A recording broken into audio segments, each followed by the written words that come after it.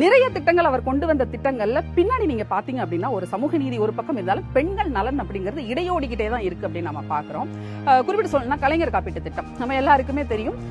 ஒரு health insurance scheme அப்படிங்கிறது ஆணோ பெண்ணோ யாரா இருந்தாலும் அவங்களுக்கு ரொம்ப அவசியங்கிறது நம்ம எல்லாருக்கும் தெரியும். ஆனா பெரும்பாலும் குடும்பங்கள்ல ஒரு 30 வயதை தாண்டிய பெண்களே நம்ம வச்சுக்கோமே, பிரசவத்துக்கு நிறைய அதுக்கும் உதவி திட்டங்கள் இருக்குன்னு வச்சுக்கோங்க.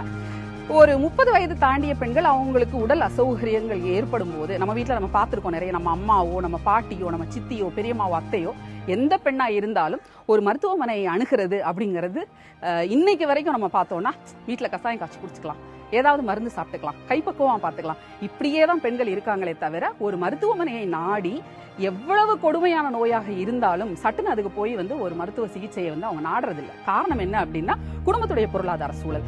அப்போ ஒரு பொருளாதாரத்தில் அடிமட்டத்தில் இருக்கக்கூடிய ஒரு குடும்பத்து பெண் தனக்கு எவ்வளவு பெரிய நோய் வந்தாலும் அதுக்கு ஒரு கைப்பக்குவமா ஏதோ ஒரு மருந்தை பார்த்துக்கிட்டு அவங்களுடைய உடல் நலத்தை பேணிக்கக்கூடிய ஒரு மோசமான சூழல்ல தான் இந்த திட்டம் வருது. அப்ப இது யாருக்கு அதிகமாக கை கொடுக்குது அப்படின்னா இன்னைக்கும் நீங்க அரசு மருத்துவமனைகள்ல போய் பாத்தீங்கன்னா அல்லது முக்கியமான தனியார் மருத்துவமனைகள்ல இந்த காப்பீட்டு திட்டத்தை பயன்படுத்தி யார் பயனடைறாங்க அப்படின்னு பாத்தீங்களோ 60% மேற்பட்டவர்கள் பெண்களாக தான் இருக்காங்க. அப்ப இத ரொம்ப பொதுப்படையாக சமூகத்திற்கு செய்த ஒரு நல்ல விஷயம் அப்படின்னு பார்க்க முடியாது.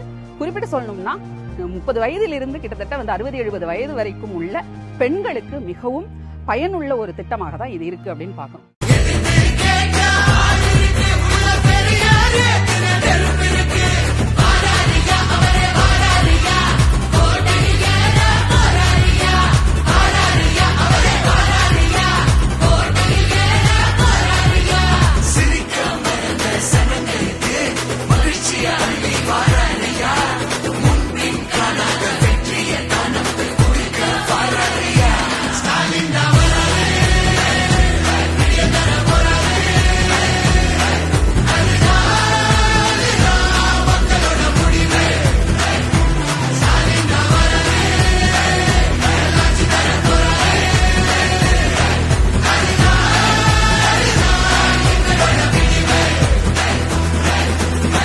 சமூக நீதி, சம உரிமை, சுயமரியாதை நிலைநிறுத்த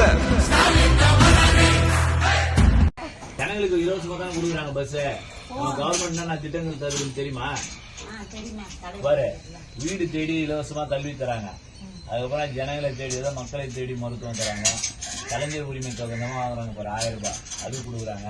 அதுக்கப்புறம் இலவசமா புதுமை பெண் திட்டத்துல நம்ம படிச்ச பசங்களுக்கு 1000 ரூபாய் மாசம் தராரு.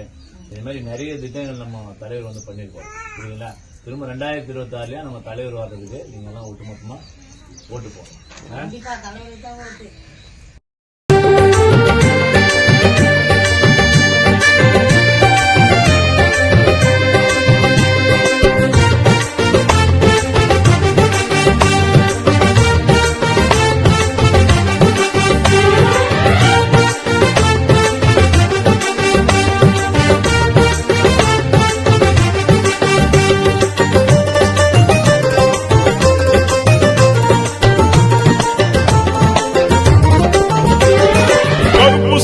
படையின் வீரன் களத்தில் வெல்லும் துணிச்சல்காரன், காலம் கொடுத்த கடமை வீரன், ஞானம் புகழும் கலைஞர் பேரன்.